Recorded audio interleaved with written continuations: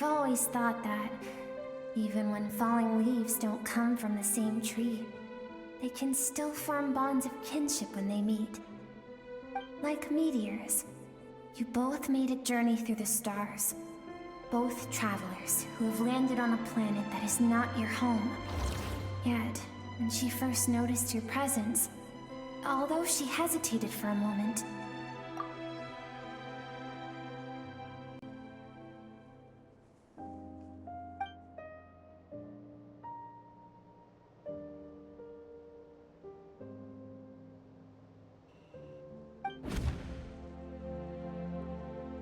seems like you've answered your own question. Skirk sees herself as a trespasser in this world. She's made a conscious choice to avoid altering its path. But the reason for that decision stems from events much earlier on in her life. Let's keep going. It's still a long way to the source of the river.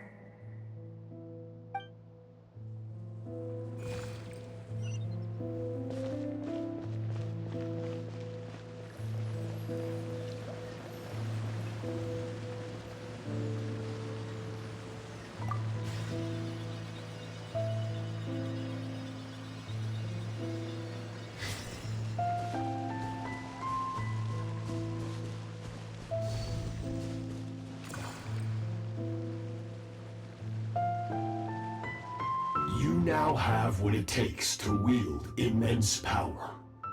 From this day forth, I shall teach you no more.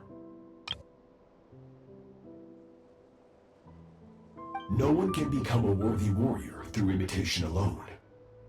I have given you fangs and claws. Now, you must learn to hunt. You wish me to travel the world beyond on my own, Master? Indeed. Make new friends. Embark on your own journey. And piece together a new future from the shattered remnants of your past. We will still have contact through the abyss. But know this. One day, I will take the life you worked so hard to rebuild and reduce it to ashes. Just like the fire that haunts your mind.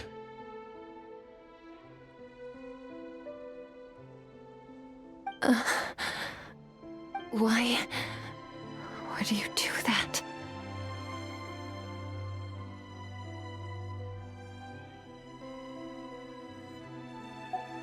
I have told you before, fear is the catalyst for human evolution. You have tasted loss. You have known fear, so deep it can be felt in the bone.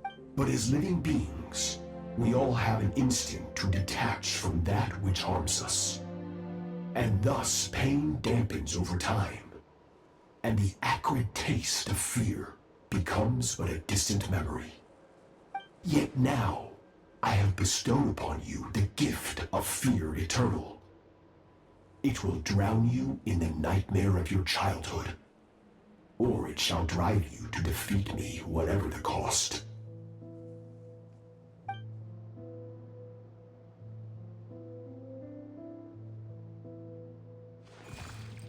That is what Skirk's master, the foul Sertologi, looked like at one point in time. Of course, as a higher being, physical form is a triviality to him.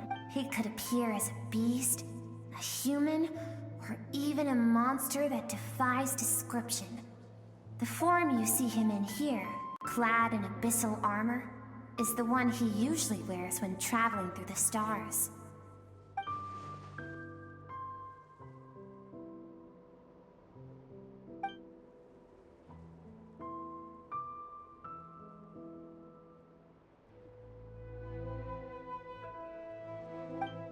For certain reasons, I need to bridge the power gap between me and my master as quickly as possible. But first, I need to understand the source of his strength. To do that, I need to follow in his footsteps, walk the path he once walked, and somewhere along the way, I'll find out how to defeat him. That.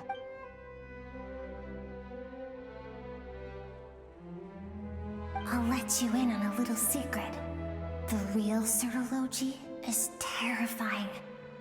The scope of his power is impossible to understand until you experience it firsthand. It is absolute. The power to crush all things. Shall we keep going? Let's see. We're about halfway there.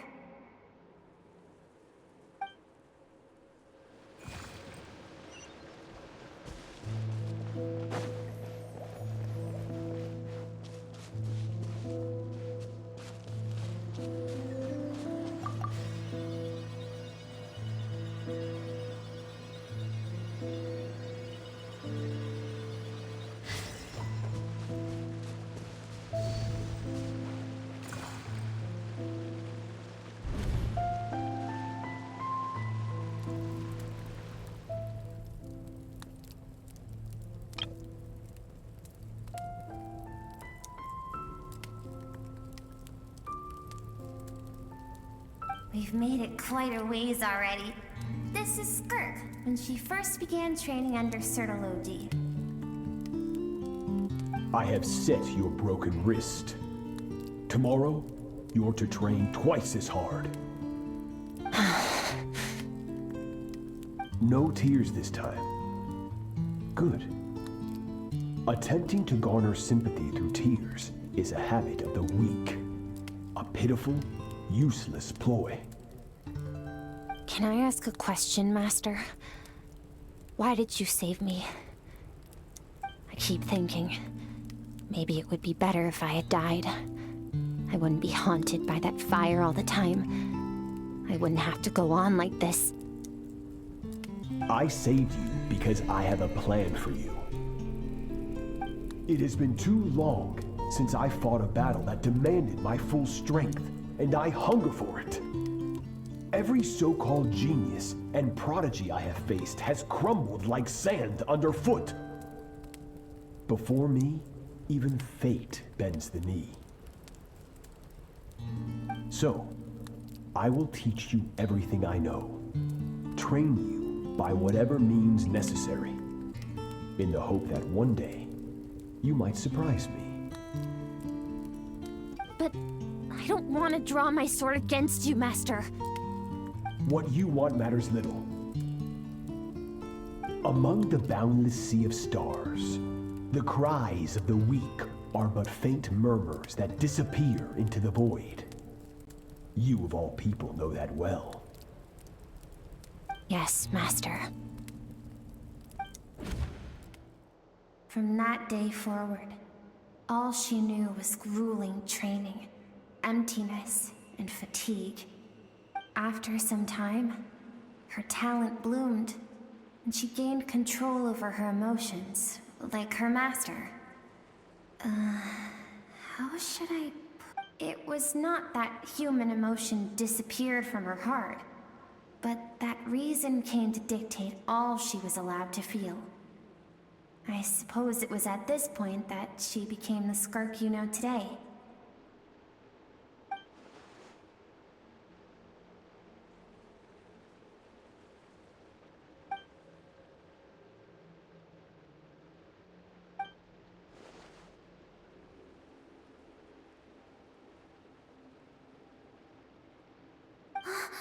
We're nearly there. I almost don't want to reach the end. Well, shall we? This is the final stretch.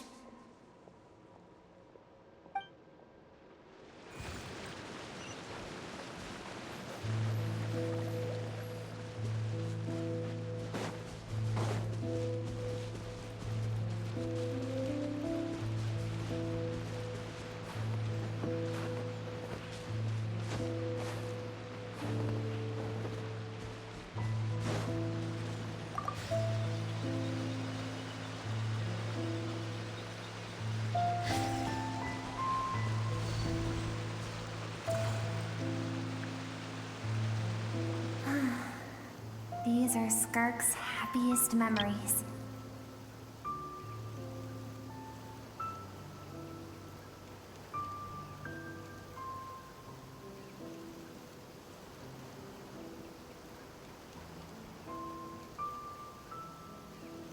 What a simple and carefree time it was. Wisps of clouds dotted the sky.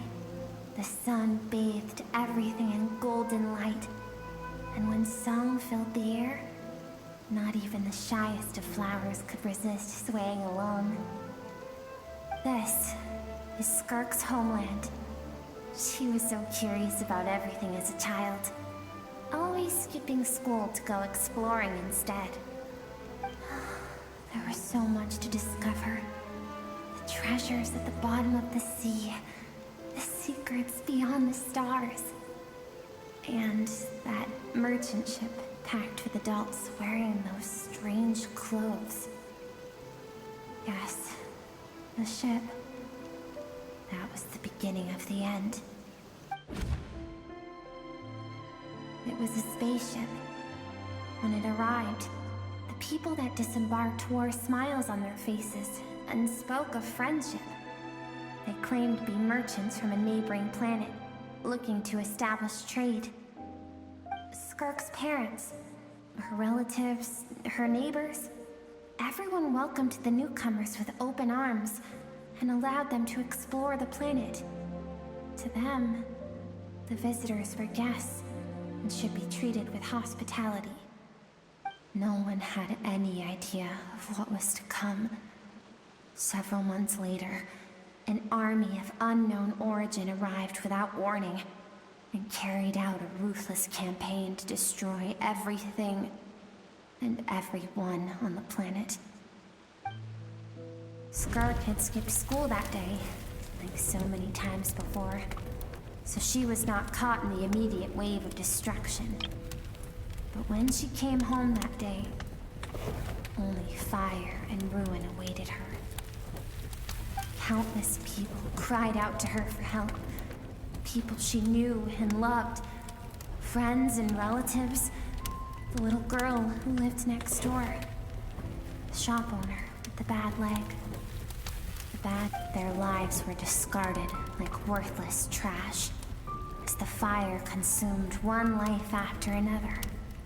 Skirk was helpless. All she could do was run. And so she did. She kept running until an unexpected figure crossed her path. If Certology hadn't been there in that moment, the fire would have claimed her life too. And there she would have remained, left to rot in the scorched earth, with no answer as to why any of this was happening. Because she and her people were seen as a threat. As the initial merchant ship explored the planet, they discovered that it hadn't always had the condition to support life.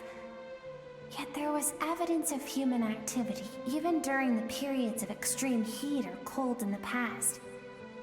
Further research revealed that, over time, the people of this planet had evolved the ability to adapt to any type of environment or energy source. For that reason, the outsiders viewed them as a potential threat, and decided to eliminate them before the threat could rear its head. And so, the army was called, and the so-called danger was wiped from the face of the planet. Senseless, isn't it? Deemed a threat because of a gift they didn't even know they had. Perhaps it was their own innocence and kindness that doomed them. But in the end, that was lost to the blaze as well. If those with power get to decide good and evil, then all you can trust in is the sword in your hand. And so, before death could claim her, she ran. She ran and never stopped. No one wants to relive their most painful moments. Well, that brings us to the end of the story. This is as far as we can go. Skirk is waiting over there. For both of us. Let's go to her. It's time to fulfill my purpose. And my greatest wish over all these years.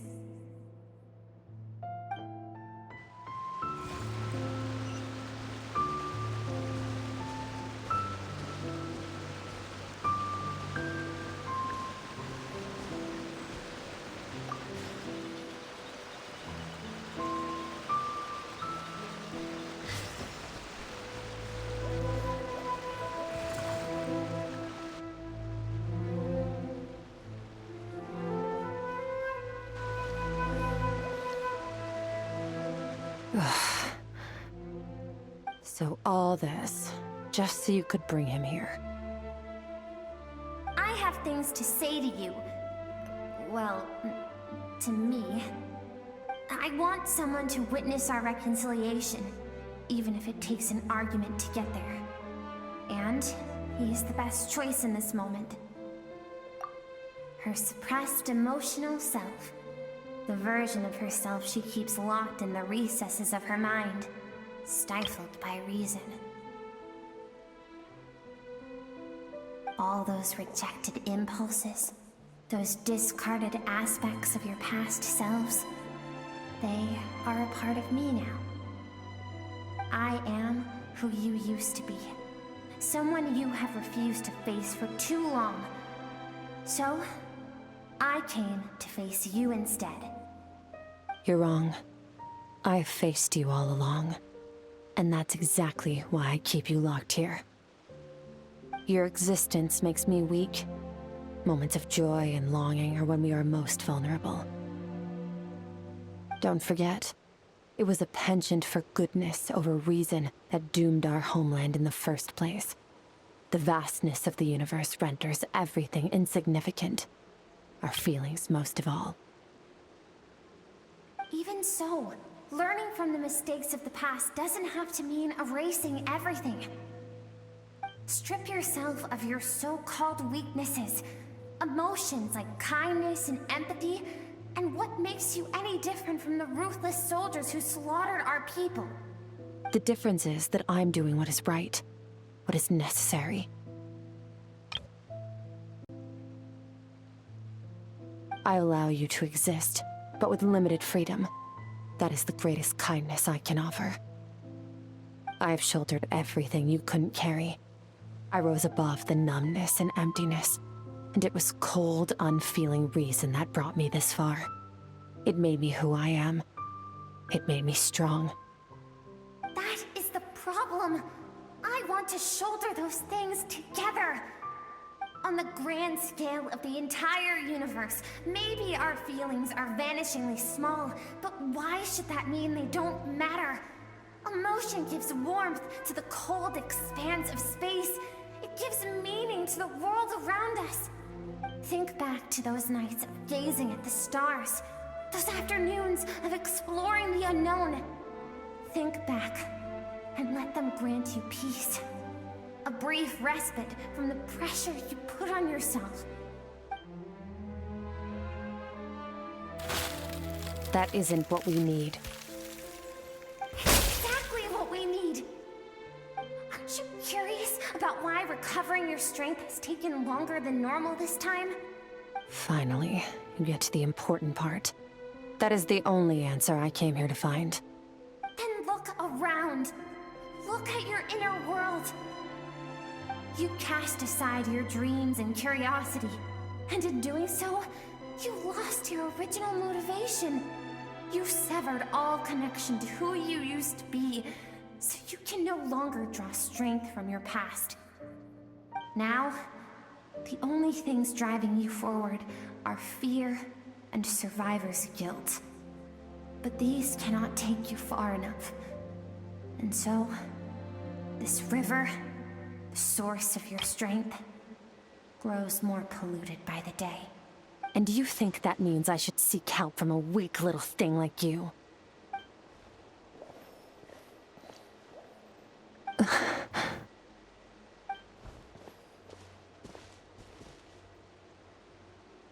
Thank you for saying that. I knew bringing you here would be the right choice. To be honest, I'm not here to argue with you. This isn't about who's right or wrong. And in fact, I agree that in order to make it through the wake of that tragedy, we had to distance ourselves from the pain through reason over emotion. But what is right at one point in time isn't always right forever. I know you will never forget that fire. I know the fact that you were the sole survivor fills you with guilt. And I know that among the voices that haunt you, mine is there too. Because deep down, you know that you didn't turn out to be the person you wanted to be. All those unfulfilled hopes are like knives to the heart. And I don't want you to hurt anymore. So even if you... I keep thinking, maybe it would be better if I had died. I wouldn't be haunted by that fire all the time. I wouldn't have to go on like this.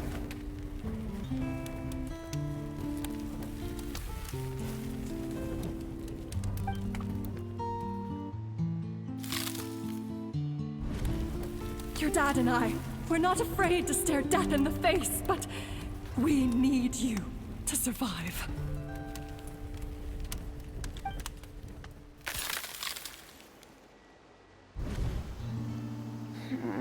I'm sick of being a kid. There's so many amazing things out there, and I'm ready to see them all.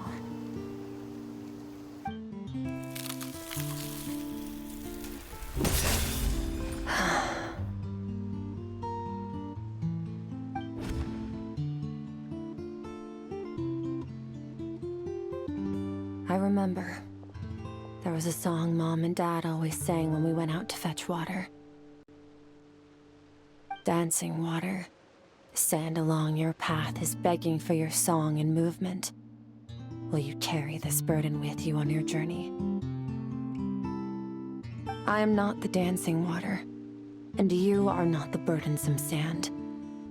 But if this is your wish, then I will carry you with me until the end.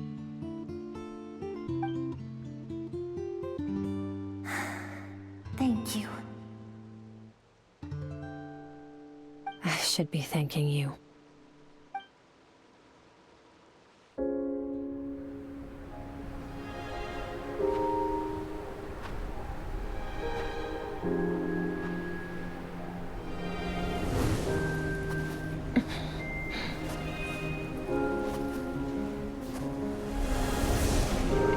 Run, Skirk, run! Remember, leave no one alive! Heed my words, Skirk. Let fear take root in your soul. Did you survive? Why was it only you? Skirk, did you become a positive light in this world?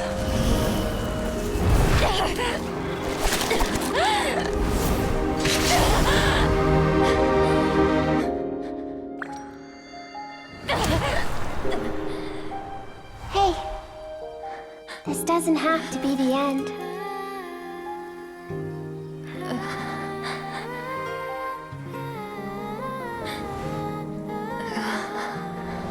Life is a gift. Don't let darkness claim it.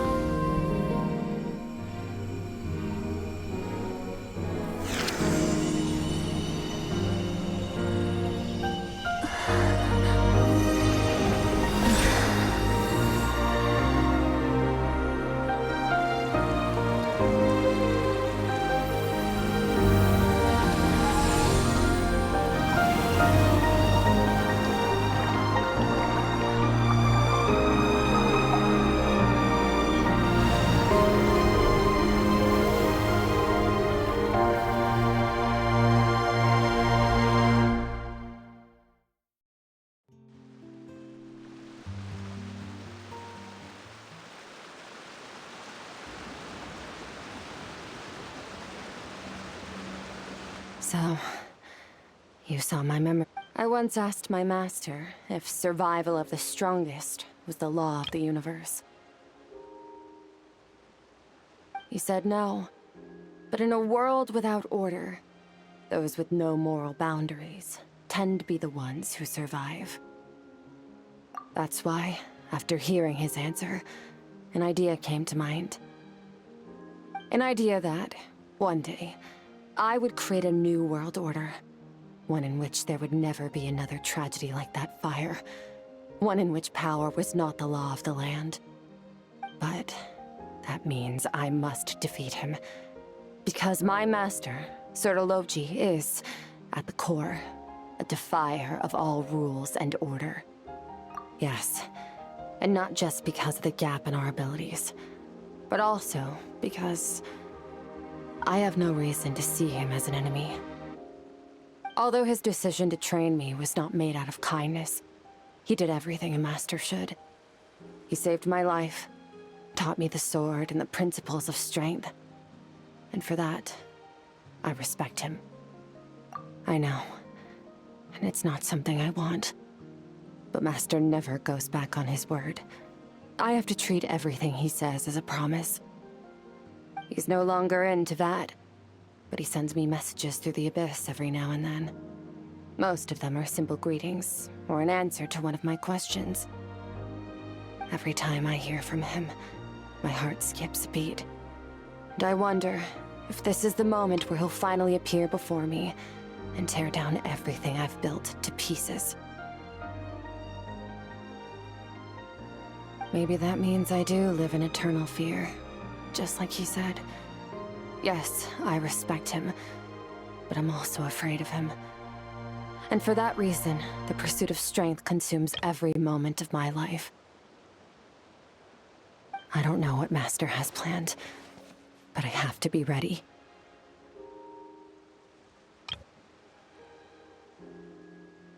Help me? Why? This isn't your fight.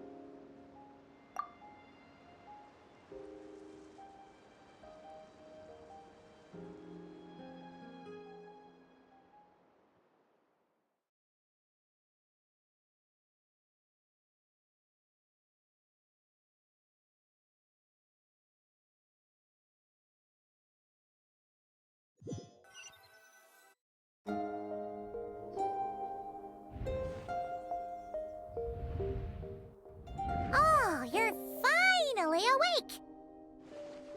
Honestly, Paimon was gone for like 2 seconds and then she comes back and finds you both unconscious? Oh, you scared Paimon half to death! You're both okay, right? What does it look like?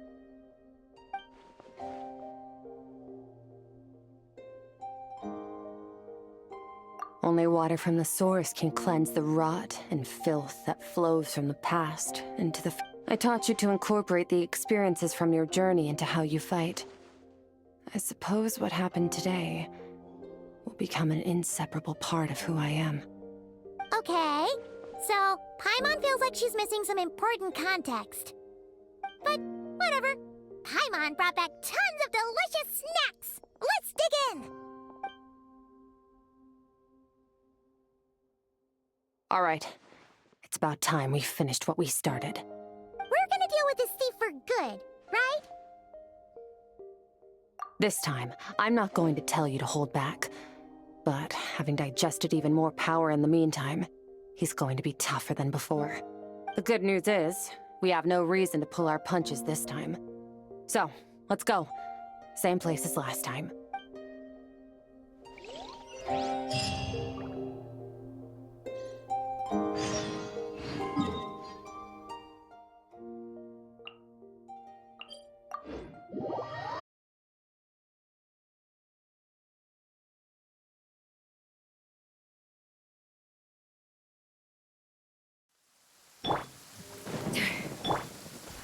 Time to go.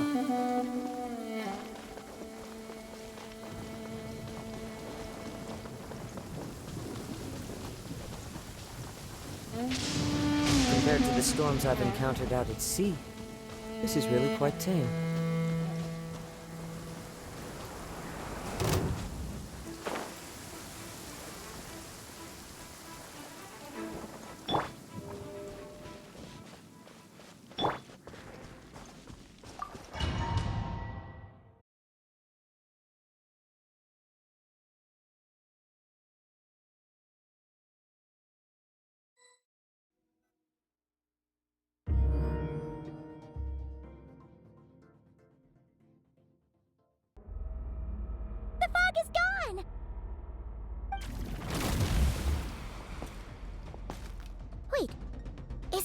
form the all-devouring narwhal changed into?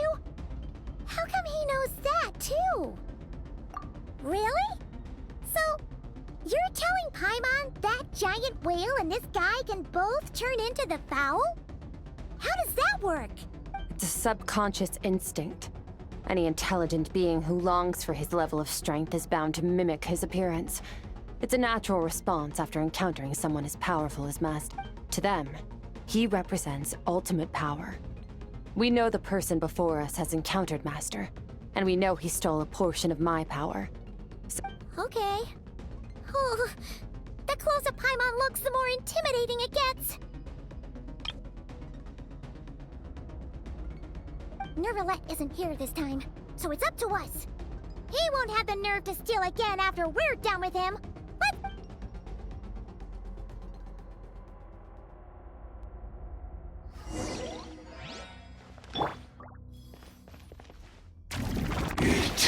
Water jet! Wipe out! fearless.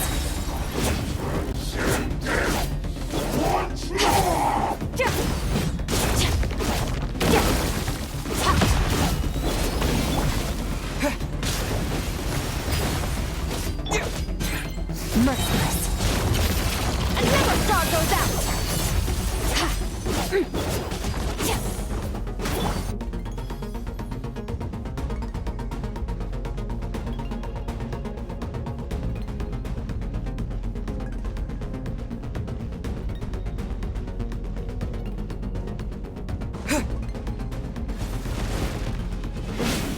Go!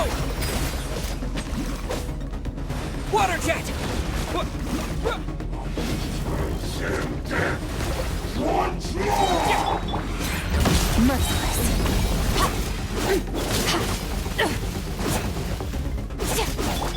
Yeah! Into the void.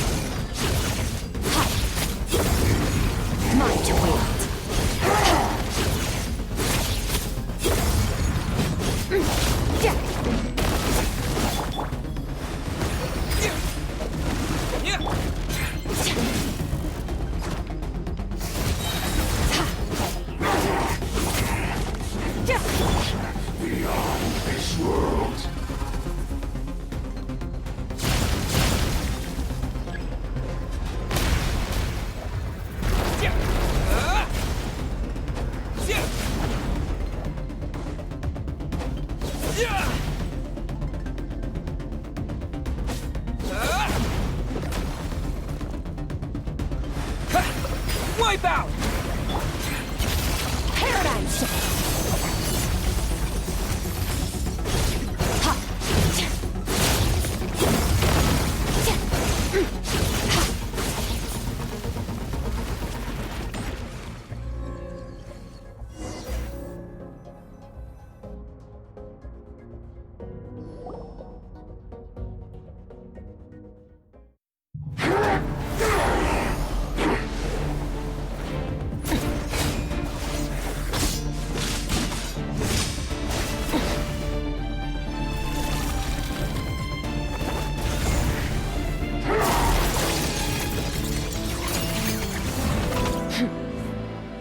Haven't had enough of my power.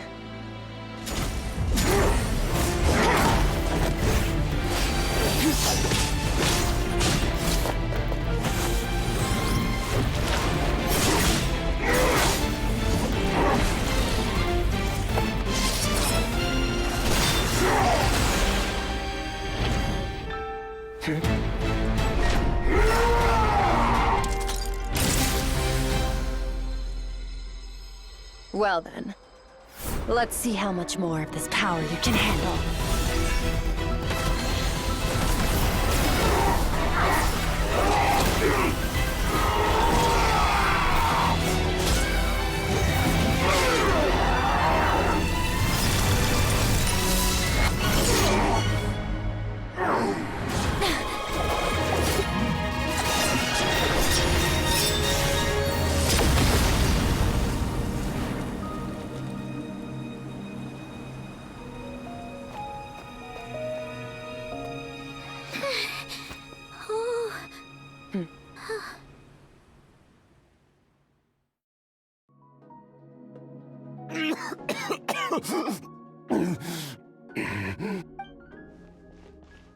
Well, have you come to your senses?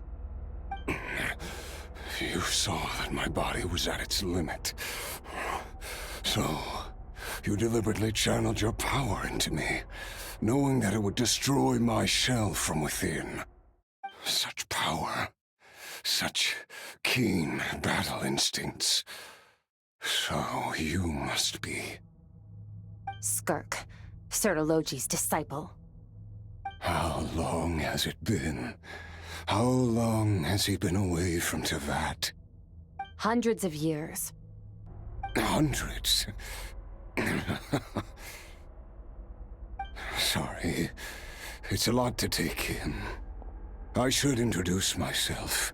I am Skirk, a friend of your master and one of his followers. This is the first time I've heard your name, Skirk. But hundreds of years ago, I knew you existed. And I knew you would come here. Hundreds of years ago? Sounds like you and Master have quite the history. Care to tell us about it? Of course. Might as well take advantage of a clear head while I can. The story starts a long, long time ago. I was born into a noble family in Conria. As the eldest son, I was set to inherit our title. But I contracted an incurable illness as a child, and everyone gave up on me. I trained the sword harder than anyone else, defeated all of my peers. But it was all in vain. When other people looked at me, all I saw in their eyes was pity or a strange glee in my misfortune. Even my parents were just waiting for me to die. Over time, my heart hardened, and I became aimless. That was the point where I met your master, Sertologi.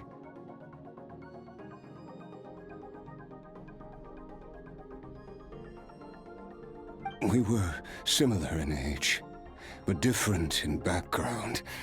He was born in prison, the son of criminals who had been sentenced to death. He spent his childhood wandering the streets, facing more criticism than the literary works in the Universitas Magistrorum. Yet, he always wore a smile on his face, as if kindness and malice were one and the same, and he could not see the difference. I still remember what he said to me when we first met. You need to fight to survive. Even if it's a losing battle, it should light a fire under you.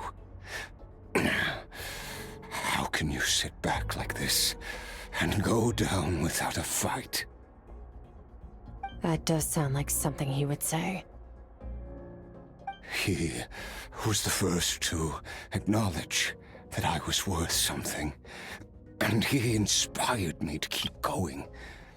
When we sparred together, it was the first time I'd actually felt the thrill of combat. When I was 10, he stole forbidden research materials and managed to cure my illness. It was like there was nothing in this world he he couldn't accomplish. When it came to the human form, he was always intent on pushing the boundaries of possibility. But somewhere along the way, I fell behind. My talents were nothing compared to his, and at some point, I realized he had pulled so far ahead, I was too embarrassed to even ask him to spar. After his grand endeavor was successful, he sought me out and said to me, This planet no longer holds anything of interest to me, so I'm leaving. But first, I have an offer. I can use a power I have just refined to break the curse of immortality for you. Your death was once what we worked so hard to prevent. But the immortality you now face is a different kind of pain altogether. I'll pass. Immortality doesn't sound so bad to me. Since I can't die, it means I have an infinite amount of time to get stronger. Maybe I'll finally catch up to you one day, and we can spar like we used to. Are you sure? I cannot say when I will return. Your body, or rather, your soul, might not be able to withstand this curse. All I can do is try. After all, a wise man once told me, people need to fight for their own survival. Wise indeed. Nevertheless, if you grow weary of the pain of immortality, and wish to experience a good sparring match before you wither away, seek out my disciple. Disciple? Never thought I'd hear that word coming from you. Nor I. But Vedifenir said I was destined to find a disciple out there in the universe, and bring her to Tibet. You know as well as I, Vedifenir's prophecies are never wrong. Well, now I'm curious about who this disciple of yours will be. All Vedifenir said was that one day, the stars shall bow in her honor. Sounds pretty impressive. Of course. Only the most outstanding people would have the right to become my disciple. Still self-assured as ever, I see. But you're not wrong. I'll be leaving then. Oh, and if you are serious about getting stronger, I left you a little gift in the primordial sea. As I've said before, walk whatever path you want. Freedom means even the wicked get to make their own choices. Waiting for me in the primordial sea was the all-devouring narwhal, already beaten into submission by Sertologi. In its weakened state, I was able to cut off part of its flesh and sew it into my own heart. Your heart? That sounds like torture! How did you even survive that? Because, of course, I bear the curse of immortality. So, you used the curse to turn yourself into a vessel for power. Even with that whale's ability, devouring power like that is not something the human body can withstand. With your body and soul constantly at the breaking point, it was the curse of immortality that sustained you. But that is not the path to strength. You have to pour your heart into it, work for it, dream of it. Instead, you stole something that didn't belong to you, and it backfired. You're right. I should have known better, but I had already pushed myself to my limits, and he was still miles ahead of me. I miss your master. I miss the days when we were all together, troublemakers without a home. I don't regret the choice I made. But if you'll allow it, I do want to apologize. After the beating we just gave you, I think we can call it even. You're an interesting one as well. Certologi's disciple. That's a lot to live up to. It can't have been an easy experience. I know what he's like. He rules with an iron fist, using despair and fear to force you to catch up to him, all the while standing ever out of reach.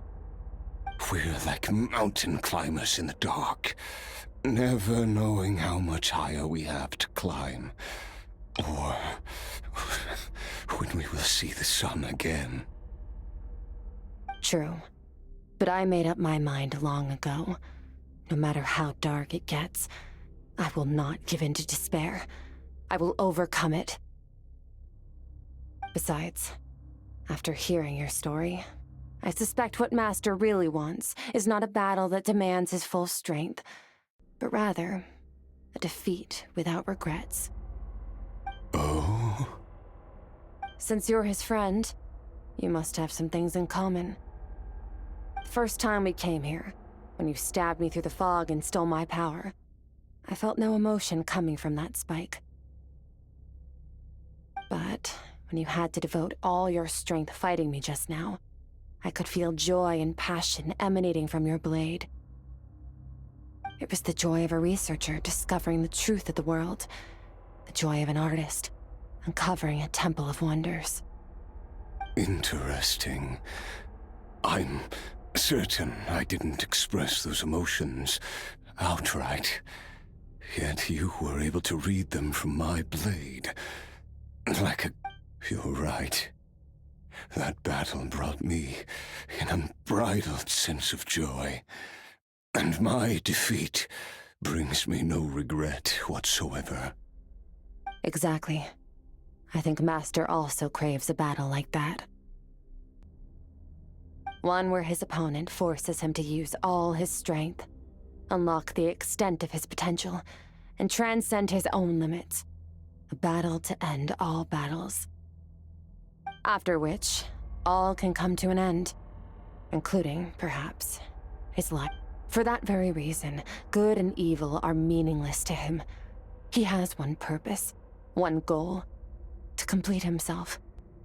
It's one of the secrets to his strength. Perhaps you're right. Perhaps that is his goal. What a battle that would be. Oh, to witness such a... Are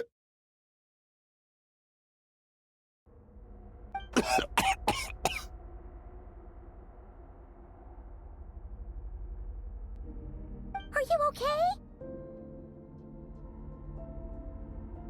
Too many different kinds of power are surging through my body. The curse of immortality allows it all to coexist, but it does not remove the pain. I won't be able to hold on to my sanity for much longer. What a shame. I would have loved to witness that battle. Certologi once offered to free me from this curse. Now, I must ask that of you, Skirk. Can you release me from the pain? I can, but not through death, if that's what you were hoping for. It's not a suitable punishment for your crime. As an alternative, I can take your consciousness, along with all the power you've consumed, and smash it to pieces. The impurities will dissipate, and under the curse of immortality, your mind and body will regenerate. When that process is complete, you will be back to who you were before, no longer tortured by powers you can't control. But it will be a time-consuming and painful process. The decision is yours to make. I accept. And who knows? Perhaps I'll wake up in time to witness your great battle with Certologi. I have faith that you'll be able to stand against him one day. Though, I know it'll be a long and arduous road. If we are climbers in the dark, it appears the dawn has finally broken for me. But your ascent continues. At least, it looks like you are not alone on your journey. I will reach the top of this mountain, no matter what it takes. And you, Skirk, will be my witness at the end of all things.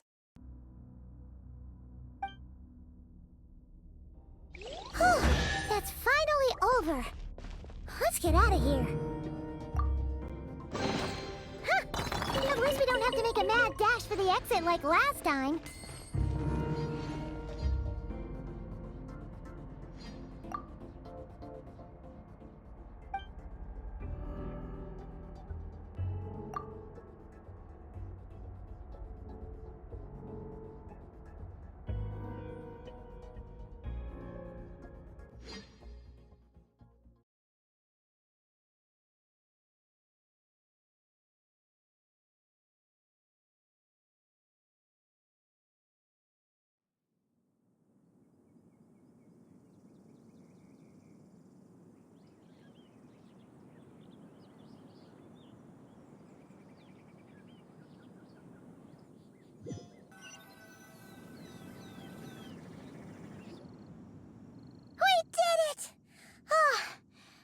Been a few days, but it feels like forever.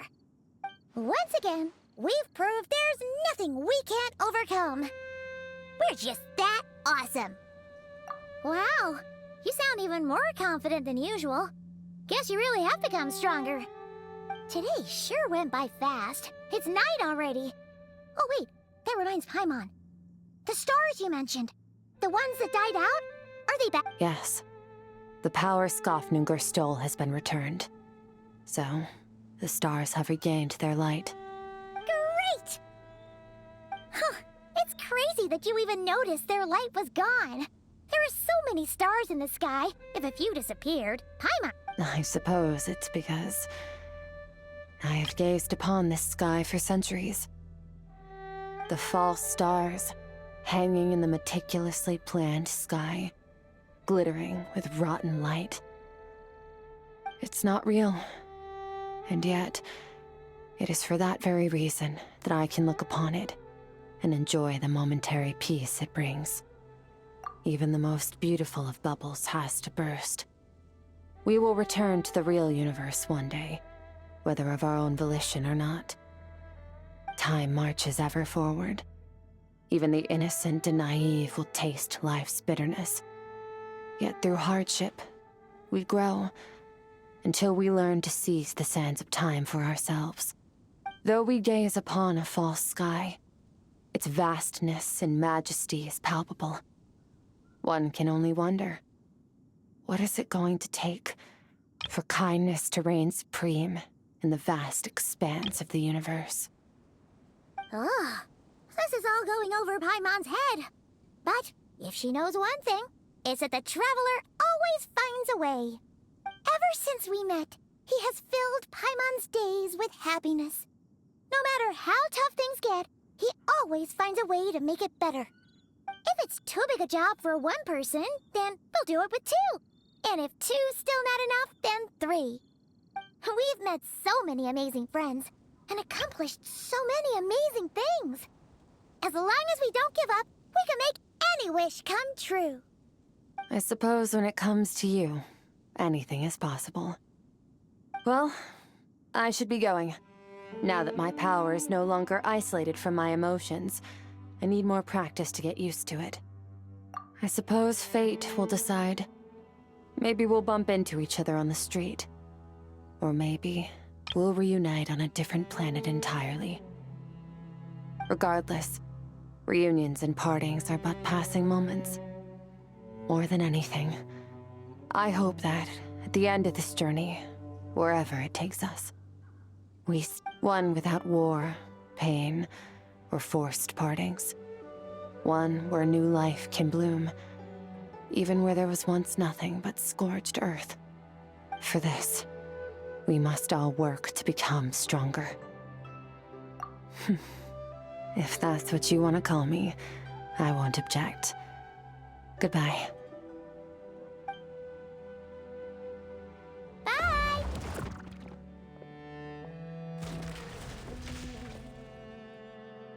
Is it just Paimon, or is she being nicer than before? We definitely count as friends after all that, don't you think? Hey, what do you think about camping here tonight? There's nothing quite like sleeping under the stars. Come tomorrow, we can continue our journey. Oh, and since Paimon treated you to that super nice meal at Wanmin Restaurant, it's about time you returned the favor.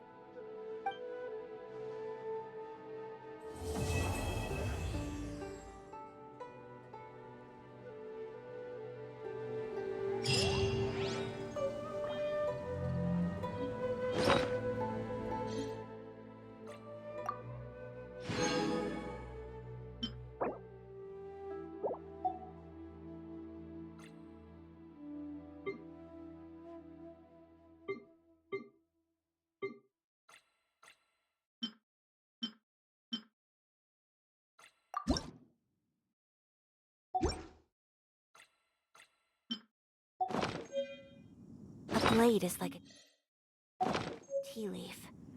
Only those who sample it many times can appreciate its true qualities.